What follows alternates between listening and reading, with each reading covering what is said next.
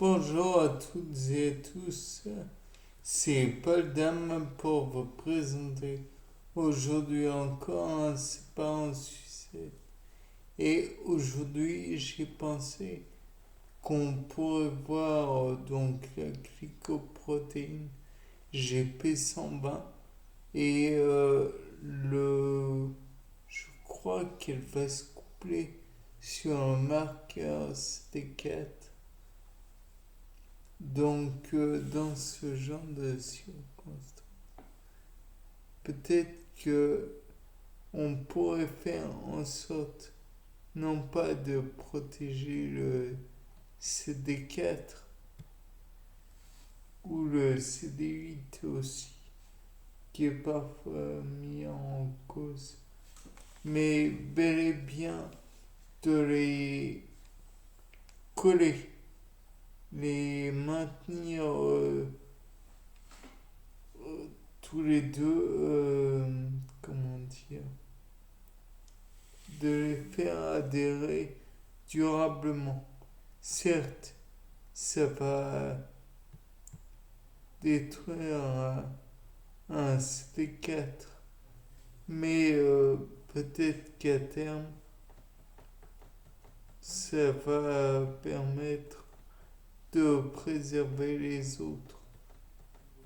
Ainsi, si on garde la liaison entre les deux avec un inhibiteur incompétitif, je ne sais plus si c'est les inhibiteurs incompétitifs ou non compétitifs, mais dans tous les cas de figure, si on empêche la rupture de la liaison entre les deux, certes, comme je viens de dire, on condamne un CD4, mais qui nous dit que comment dire, le globule blanc, le cocyte donc LT4 n'a pas d'autre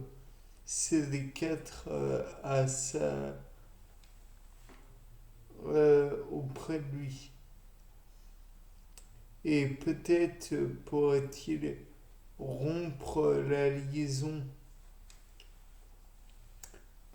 sans pour autant détruire le CD4, le décoller de là où il est. C'est un peu étrange comment je le dis. Puis par la suite, quand il est décollé, en reformer, mais étant donné qu'il sera durablement collé au au GP120, peut-être pourra-t-il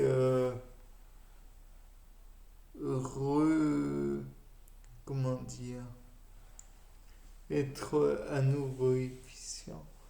Peut-être pourra-t-il à nouveau détruire ou au moins mettre hors d'état de nuire ce fameux VIH qui nous casse les pieds et dont l'humanité tout entière se passerait bien une fois qu'on l'aurait mis hors d'état de nuire. Peut-être qu'on pourrait le prélever et le mettre, donc le séparer cette fois-ci du, comment dire, du marqueur CT4 et finalement le, comment dire, ce fameux virus VIH, l'analyser plus et mettre, comment dire, le mettre dans des états qui ne supporteraient pas. Peut-être pourrait-on en tirer des vaccins.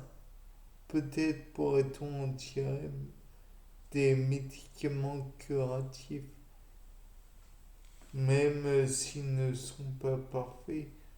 Il est à supposer que les médicaments curatifs seront toujours utiles.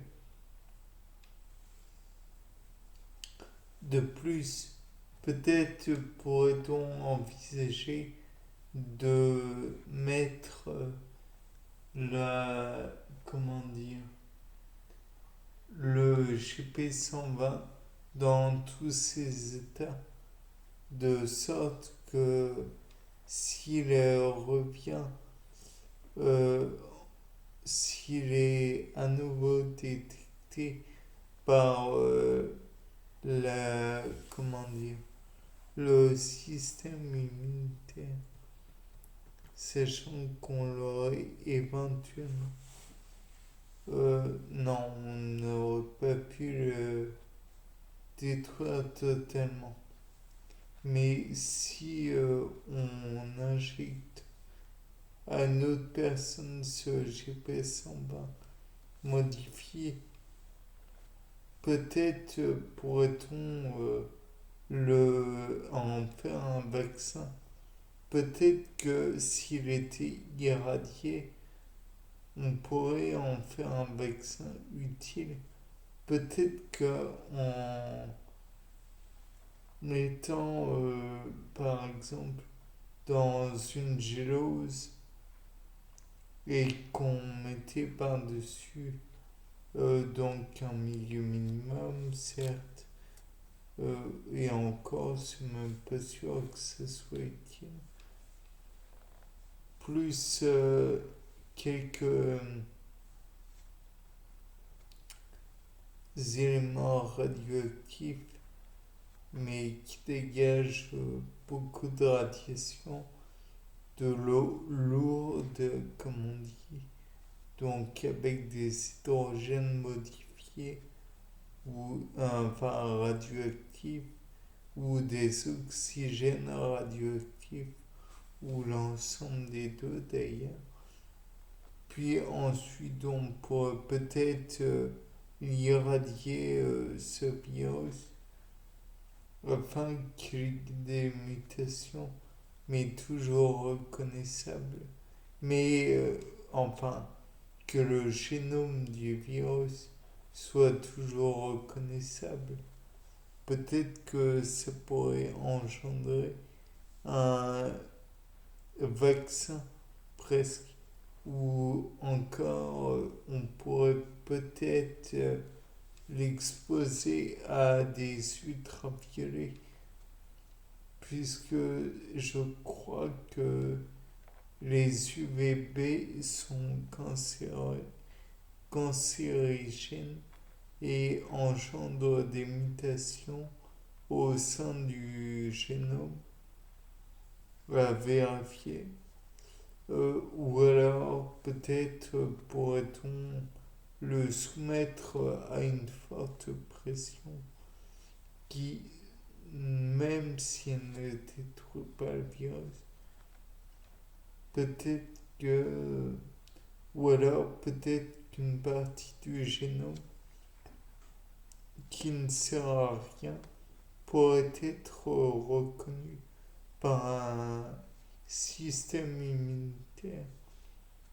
C'est-à-dire qu'on prend le génome,